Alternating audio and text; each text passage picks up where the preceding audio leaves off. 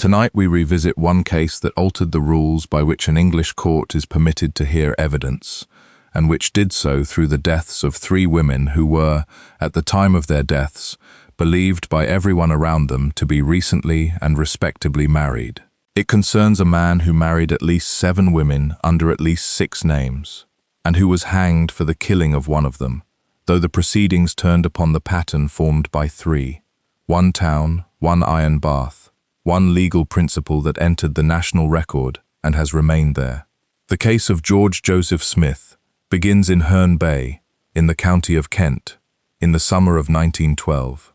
Herne Bay in that year was a town of something under 8,000 permanent residents, situated on the North Kent coast facing the Thames estuary, some 60 miles from London by rail, and reachable in rather less than 2 hours on the Southeastern and Chatham Railway, whose line ran in from Faversham and Whitstable and deposited visitors at a station a short walk from the sea. It was a resort town, and it was a resort town of a particular English kind, not fashionable, not squalid, not a place where fortunes were displayed, but a place where modest fortunes were quietly maintained. The town had grown in the 19th century on the strength of the excursion trade and the belief, medically endorsed in the period, that the air of the North Kent coast was of therapeutic value to persons of weak constitution. Herne Bay accordingly filled with boarding houses, private hotels, and the retired, widows on annuities, clergymen's daughters, half-pay officers, persons living on the interest of small capital sums held in trust for them by solicitors in London or Bristol. The town presented itself along a straight and exposed seafront. The pier, rebuilt and extended in the closing years of the previous century, ran out into shallow brown water for the better part of 3/4 of a mile, and was, in its day, among the longest in England. Behind it stood the clock tower, erected in 1837 at the expense of a private benefactor and standing free upon the promenade, a plain and vertical thing visible from the length of the front. Inland from the sea ran the High Street, and the High Street was the commercial spine of the place. Drapers, grocers, a chemist, and, in the matter that concerns this account, ironmongers, whose stock in that period included the cast iron and enamelled baths that were then being fitted, slowly and unevenly, into the older housing stock of English towns, which had been built without them. This is the point at which the character of Herne Bay must be understood precisely, because the physical facts of the town are not scenery in this case. They are the mechanism. Herne Bay was a place where a man and a woman could arrive as strangers, take a furnished house on a short lease, be observed by neighbours, register with a local medical practitioner, execute wills before a local solicitor, and be regarded throughout as an unremarkable married couple of small independent means. Because that is precisely what a great many of the town's inhabitants were. The record establishes that in July of 1912, a couple presenting themselves as Mr. and Mrs. Henry Williams took a house at 80 High Street. The house was without a fixed bath. The available primary sources established that on or about the 4th of July 1912, an iron bath was purchased from an ironmonger's premises on the High Street, at a price which was the subject of negotiation, and delivered to the house. It was a plain bath. It was not plumbed in. It stood upon the floor of an upstairs room, and was filled by hand. The woman who was living in that house as Mrs. Henry Williams was Bessie Constance Annie Mundy, and she was, by the standards of the town in which she died, an entirely typical resident of it. She was born in 1875, the daughter of Charles Mundy, a bank manager, and she came from that stratum of the English professional middle class, which possessed capital without possessing property, respectability without possessing influence, and security which was real, but which was administered by other people. Her father died and left her a sum in the region of £2,500, and the surviving record establishes that this sum was not placed in her hands. It was held in trust, and the income from it, something in the order of £8 a month, was remitted to her by an uncle acting as trustee. This arrangement was not unusual. It reflected a settled Victorian and Edwardian assumption, embedded in the drafting of wills, that an unmarried woman of independent means required protection from her own capital, and it had the effect of making Bessie Mundy a woman who was at once comfortable and constrained, who could not be destitute and could not be free. She lived, in consequence, the life that such arrangements produced. She moved between boarding houses and the homes of relatives. She was, at the age of 33, unmarried, without occupation, without household of her own, and dependent upon a remittance administered by an uncle who had no obligation to consult her wishes. The record offers relatively little of her inner life beyond what may be inferred from her circumstances, and this account will not manufacture what the record does not hold. What the primary materials do establish is this. In August of 1910, at Clifton in Bristol, she met a man who gave his name as Henry Williams, and who described himself as a picture restorer. They were married at Weymouth on the 26th of August 1910, a fortnight or thereabouts after their first meeting. The marriage was solemnized on the basis of what the man told her, and what he told her was not true. Within days, the man who called himself Henry Williams had obtained from her a sum of £135, such of her money as was immediately within her reach, and had left. He left a letter behind him. In it he accused her, in terms which the trial papers record, and which need not be reproduced here, of having communicated to him a venereal disease, and stated that he was departing to consult a doctor, and that she would hear from him in due course. This was a fabrication. Its purpose, so far as it may be inferred from the conduct which followed, was to construct a grievance sufficient to prevent her from seeking him out, and to leave open the possibility of return. The precise state of her belief on receiving that letter is not documented in surviving records. For 18 months she did not see him. She lived at Weston-super-Mare, in a boarding house, in the ordinary way of women in her position, and then, in March of 1912, walking on the promenade at Weston-super-Mare, she encountered him again. What passed between them at that meeting is known only from what she subsequently wrote to her relatives, and from what he later said, and both are self-interested sources. What the record establishes is the outcome. She resumed cohabitation with him. She wrote to her family that the separation had been a misunderstanding and that they were reconciled. Her relatives disapproved. Her uncle, who held her money, disapproved. She was 37 years old and had been married, on paper, for a year and a half, and she now had a husband, and the disapproval of her family carried, against that fact, no weight at all. They moved. They went to Herne Bay, and in May of 1912, they took the house at 80 High Street. On the 2nd of July 1912, at the office of a solicitor in Herne Bay, Bessie Mundy and the man she believed to be her husband each executed a will. Each will left the whole of the testator's estate to the other. His estate, so far as the record permits any conclusion, was negligible. Hers was £2,500.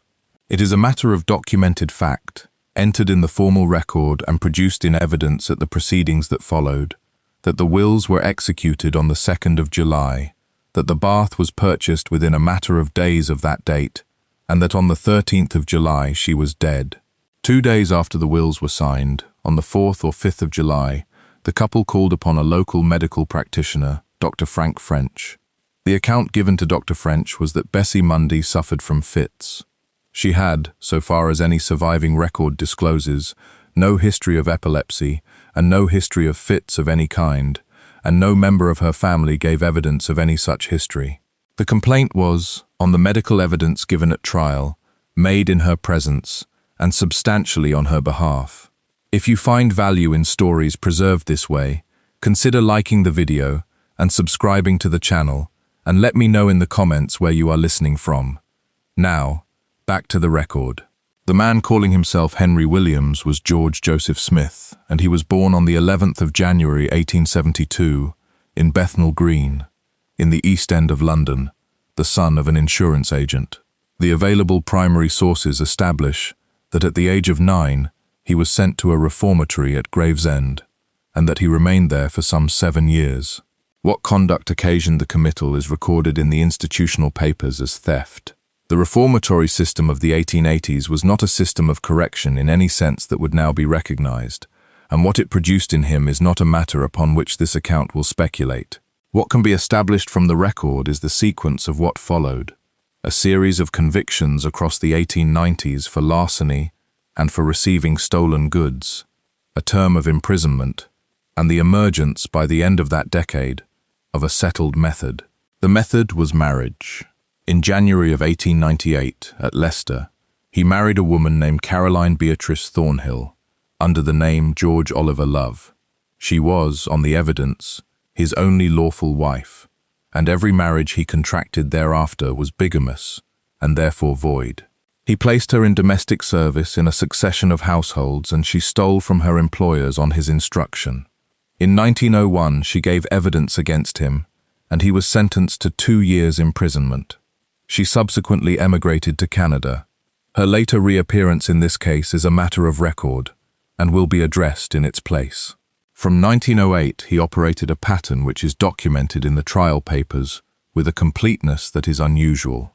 He would present himself in a seaside or provincial town as a man of independent means, a picture dealer, an antiques dealer, an estate agent, a gentleman of no stated occupation, under a name that was not his own. He would court a woman of a specific type, unmarried or widowed, no longer young, in possession of savings or of an expectation, and without a household of her own.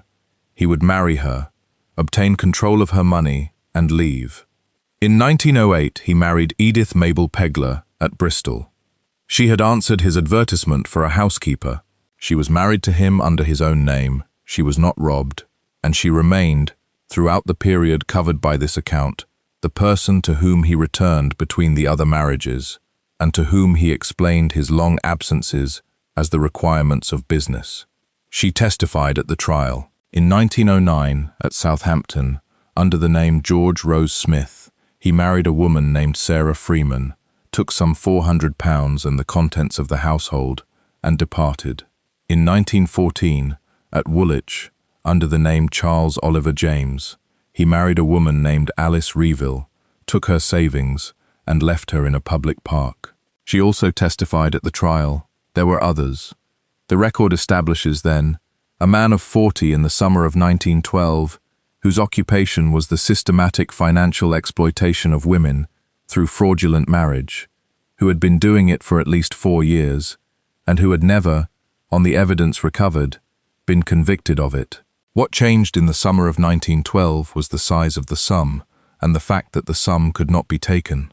Bessie Mundy's £2,500 was not money she could hand over.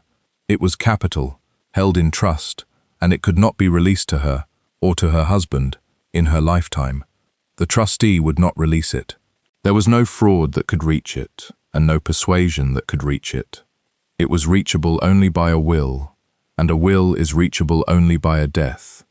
The motive in this case is not inferred from character. It is inferred from the structure of a trust instrument, and it was so presented to the jury. On the morning of the 13th of July 1912, a Saturday, Bessie Mundy was alive, and was seen alive by at least one witness who gave evidence to that effect. The record establishes that she rose, that she was in ordinary health so far as any observer could tell, and that a bath was prepared for her in the upstairs room of the house at 80 High Street. It establishes that at some point in the earlier part of that morning, the man calling himself Henry Williams left the house and went out into the High Street to purchase fish for the household. It establishes that on his return he went upstairs, and that within a short time he came out of the house and to a neighbouring premises, and that a doctor was sent for. Dr. Frank French attended. He found Bessie Mundy in the bath, submerged and dead. The bath was a small one. It was, on the measurements given in evidence, some 5 feet in length, narrowing at one end, and she was a woman of about 5 feet 7 inches. She was lying on her back with her head at the sloping end and her legs extended, her feet out of the water at the narrow end. In her right hand she was holding a bar of soap. That detail, the soap held in the hand, was, at the inquest which followed, treated as consistent with a seizure occurring during bathing. It was, at the trial 3 years later, treated as something else. This account will not anticipate the trial. The inquest was held. The evidence before it consisted of the medical history supplied by the husband and accepted by Dr. French, namely that the deceased was subject to epileptic fits. the fact that the deceased was found submerged in a bath, and the absence of any mark of violence upon the body. The coroner's jury returned a verdict of death by misadventure. What the medical evidence established in 1912 was that Bessie Mundy had drowned. What it did not establish, and what nobody in that room asked it to establish, was why. The estate passed under the will of the 2nd of July. It came to something over £2,500 after expenses. The man who received it was not Henry Williams, because no such person existed. The money was paid, in due course, through the machinery of probate, to the man who had signed the register. She was buried in a common grave. The bath was returned to the ironmonger. The record establishes that it had not been paid for. What follows is stated here, because it is what made the case, and because the deaths of the two women who follow were, in the eyes of the law that convicted him, the evidence that convicted him of the death of the first. On the 4th of November 1913, at a register office in Portsmouth, George Joseph Smith married Alice Burnham. She was 25, a nurse, the daughter of a fruit grower of Aston Clinton in Buckinghamshire. She had savings of something over £100 held by her father. Smith obtained them. He also caused her life to be insured for £500, and he caused her to make a will in his favour. Her father's opposition to the marriage is documented in his correspondence and in his evidence at trial. It made no difference. In December of 1913, the couple travelled to Blackpool and took lodgings at a house in Regent Road, kept by a Mr. and Mrs. Crossley. They looked at more than one lodging house before taking that one, and the evidence at trial established that the question asked at each was whether there was a bath. On the evening of the 12th of December 1913, having consulted a local doctor that day about a headache, Alice Burnham took a bath.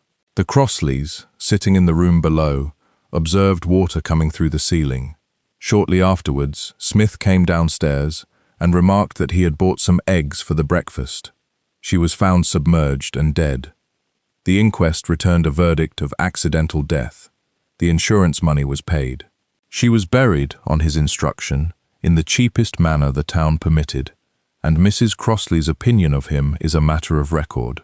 On the 17th of December 1914, at a register office in Bath, a man calling himself John Lloyd, estate agent, married Margaret Elizabeth Lofty. She was 38, the daughter of a clergyman, and had been employed as a companion. Her family were not informed. On the day of the marriage, a will was executed in his favour, and her life was insured for £700.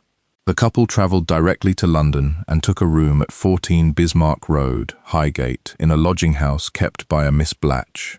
Before doing so, they had, that same day, viewed at least one other set of rooms and had left it, and on arrival at Bismarck Road, the bath was inspected. That evening, a doctor was consulted about a headache. On the following evening, the 18th of December 1914, Miss Blatch, working in her kitchen, heard from the bathroom above the sound of splashing, followed by a sound she described as of wet hands being drawn down the side of the bath, followed by a sigh.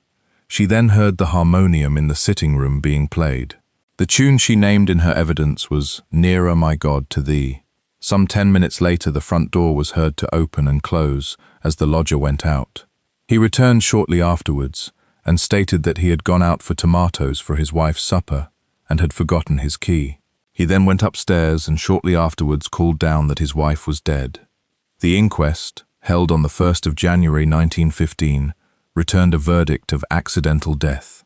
The convergence of the case did not come from detection. It came from a newspaper, and it came within a day. On the 2nd of January 1915, the News of the World carried a report of the Highgate inquest under a headline which described a bride found dead in a bath on the day after her wedding. The report was read in Blackpool by Mr. Joseph Crossley, in whose house Alice Burnham had died 13 months earlier. It was read in Aston Clinton by Charles Burnham, Alice Burnham's father, who had opposed the marriage, who had never accepted the verdict, and who had employed a solicitor to make inquiries at the time and been told there was nothing to pursue. Both men wrote to the police. Their letters reached the Metropolitan Police within days of one another, and the two accounts, laid side by side, described the same death twice, in two towns, 13 months apart, to two different women, married to two men with two different names. The investigation was placed with Detective Inspector Arthur Fowler Neal of the Criminal Investigation Department at Scotland Yard. The record establishes the procedural sequence with clarity. Neal established, first, that the man calling himself John Lloyd of Highgate and the man calling himself George Smith of Blackpool were the same person, by comparison of the marriage register entries and by the identification evidence of the landladies. He established, second, that the man was still in London and that he was pursuing the insurance and probate arising from the death of Margaret Lofty through a firm of solicitors. He caused the solicitor's office to be watched. On the 1st of February 1915, George Joseph Smith was arrested in Uxbridge Road, Shepherd's Bush, as he came away from that office. He gave the name Lloyd. He was charged in the first instance not with murder but with the making of a false entry in a marriage register, an offence sufficient to hold him while the remainder of the inquiry was conducted. That inquiry then went backwards. Neal's officers traced the marriages to Bath, to Portsmouth, to Woolwich, to Bristol, to Southampton, to Weymouth, to Leicester. They found Edith Pegler, who had believed herself his wife for 6 years, and who was able to place him, by his own accounts of his movements, in the relevant towns at the relevant dates. They found Alice Reeville, robbed and abandoned. They found, at Herne Bay, the record of a death by misadventure in July 1912, and the will dated the 2nd of July, and the solicitor who had drawn it, and the doctor who had been told about fits, and the ironmonger who had sold a bath and taken it back unpaid for. And they found, in Canada, Caroline Beatrice Thornhill, who was his lawful wife and had been since 1898, and who returned to England to give evidence. The 3 bodies were exhumed. The post-mortem examinations were conducted by Bernard Spilsbury, Home Office pathologist, in the early months of 1915. In the case of Bessie Mundy, the body had been in the ground for some 2.5 years. In the case of Alice Burnham, for some 14 months. In the case of Margaret Lofty, for a matter of weeks. The condition of the remains is stated in the medical evidence without ornament. Decomposition in the Mundy case was advanced, and the limitations it imposed upon the examination were acknowledged by Spilsbury in his evidence and are recorded in the trial transcript. What he was able to establish, and what he stated in each of the 3 cases, was consistent. There were no marks of violence, there was no fracture, no bruising to the head or neck of a kind that could be attributed to a blow, and no injury capable of causing insensibility. There was no disease of the heart, of the brain, or of any organ sufficient to account for a sudden death. There was no evidence of epilepsy, and Spilsbury stated that a person suffering an epileptic seizure in a bath of the dimensions described would be expected to become rigid and then convulsive, which would have straightened the body and driven the head and shoulders upward and out of the water, not downward beneath it. Each of the 3 women had drowned. In none of the 3 was there any medical cause for the drowning. The difficulty for the prosecution was that an absence of cause is not, in itself, a cause. The question that had to be answered was how a healthy adult woman is drowned in a domestic bath, in silence, without a struggle, without bruising, and without any mark upon the body or upon the person of the man in the next room. The answer was reconstructed by Inspector Neal by experiment. The record establishes that a bath of the same pattern was installed at a police station in Kentish Town, and that trials were conducted with a female volunteer, an experienced swimmer, in bathing costume, who was seated in the bath in the position in which the bodies had been found. Attempts to force the head beneath the surface produced resistance and would, the evidence established, have produced marks. What was then attempted was the taking hold of the feet at the narrow end of the bath and the sudden lifting and drawing of them upward and forward, which has the effect of sliding the body downward so that the head passes under the water at the sloping end in a single movement. The volunteer lost consciousness immediately.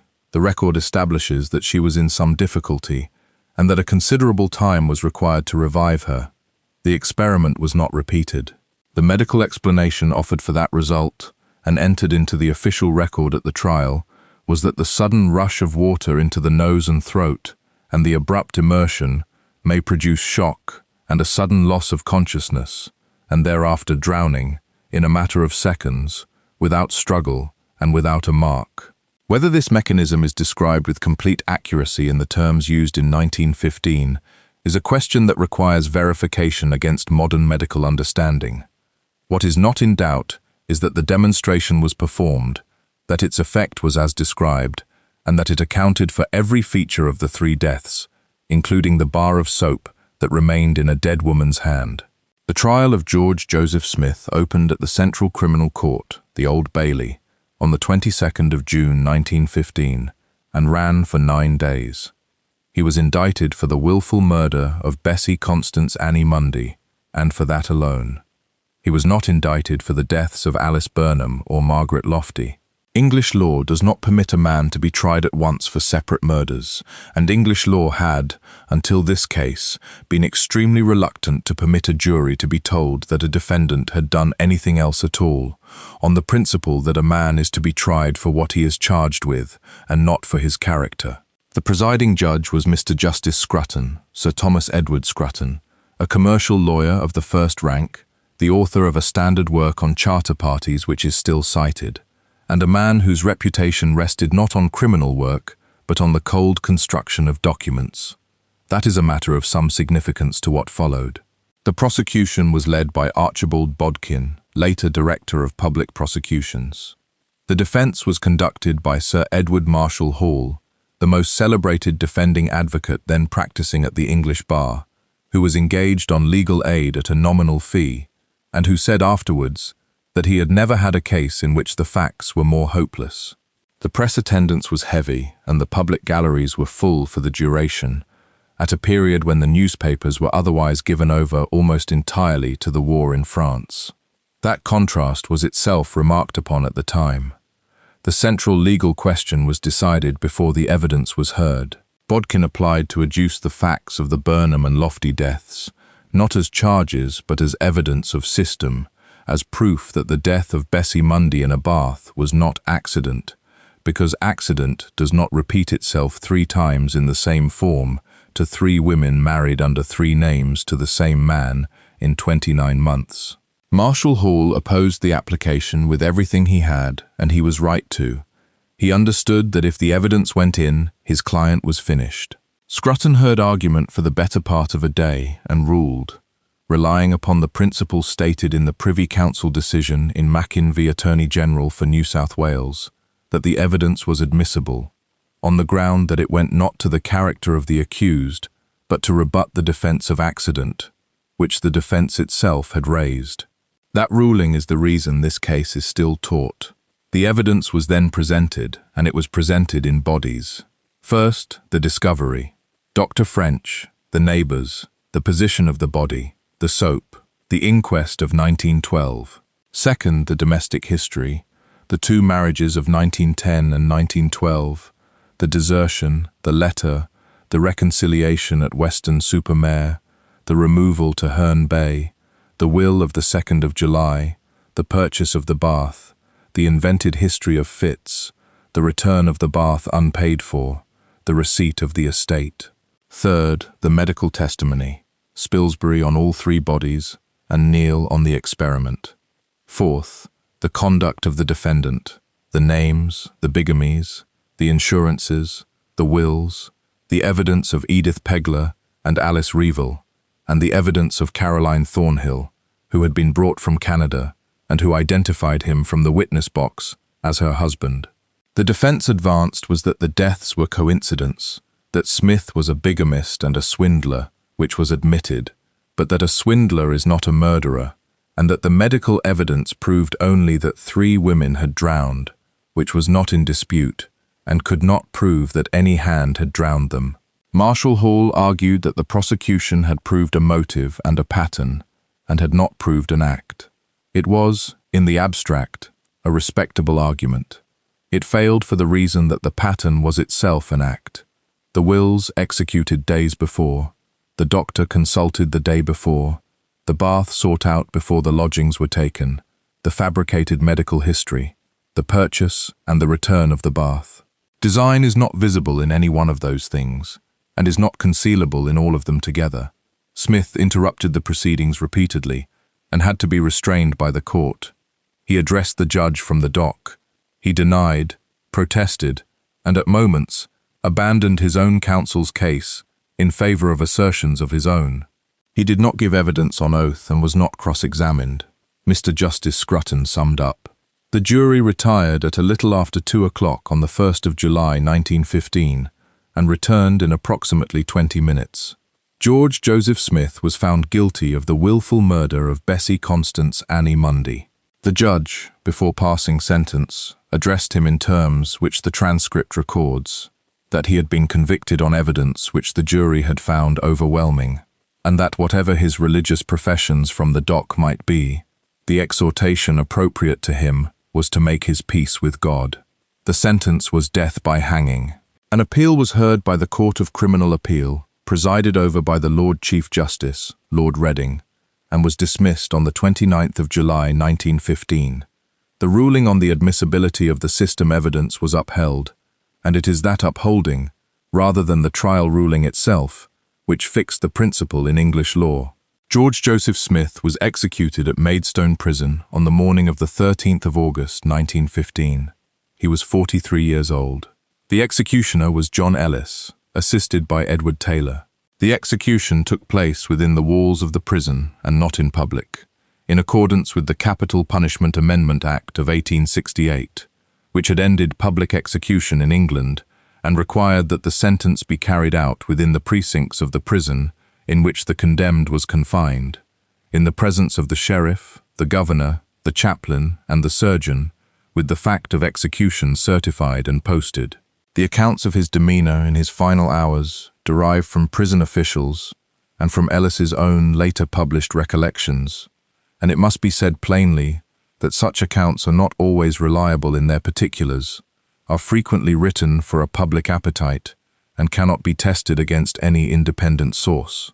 Subject to that qualification, what those accounts state is that he protested his innocence to the last, and that he was in a condition of collapse and had to be supported to the scaffold.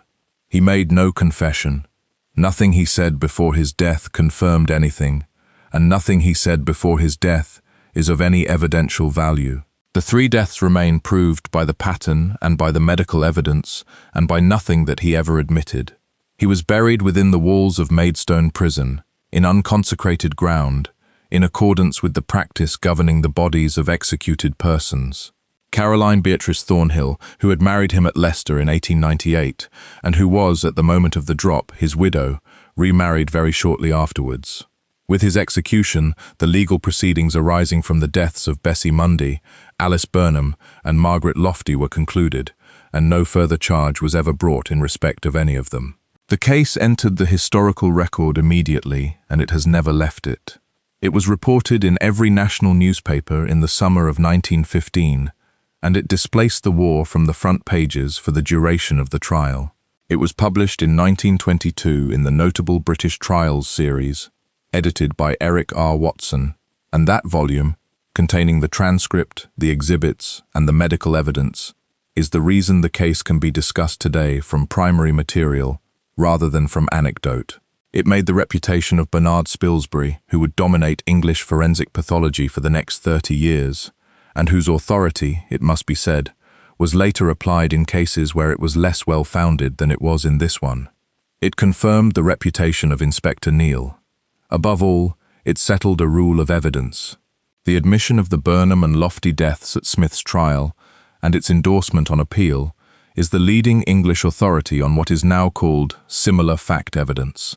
The principle that where a defense of accident or innocent association is raised, the prosecution may prove a pattern of like conduct, not to blacken the accused, but to answer the defense he has chosen to run. It is cited in the law reports and in the textbooks. It is taught still to every English law student, and it is taught under his name. The bath itself was preserved and passed into the collection of the Metropolitan Police, where it was held in what is known as the Crime Museum, and it is, so far as the sources recovered confirm, still there. And that is the difficulty with this case, and it should be stated directly. George Joseph Smith is remembered. His name is a case citation, a chapter, a museum exhibit, a phrase. The bride's in the bath, which is now used to mean a type of crime and not 3 women. Alice Burnham was 25 and had been a nurse. Margaret Lofty was 38 and was a clergyman's daughter who had worked as a companion and who married on a Thursday and was dead on the Friday. Bessie Mundy was 37, had £2,500 she was not permitted to touch, was buried in a common grave, and appears in the law of England as the occasion of a rule about evidence rather than as a person. That she is remembered at all is because of the manner of her death, and the manner of her death is remembered because of what it permitted the prosecution to prove, and what it permitted the prosecution to prove has outlived every other fact about her. The record preserved her, and in preserving her, it reduced her. The case of George Joseph Smith was the single matter examined in this account. The conviction was entered, the execution was carried out in 1915. The case became part of the national record. It has not left.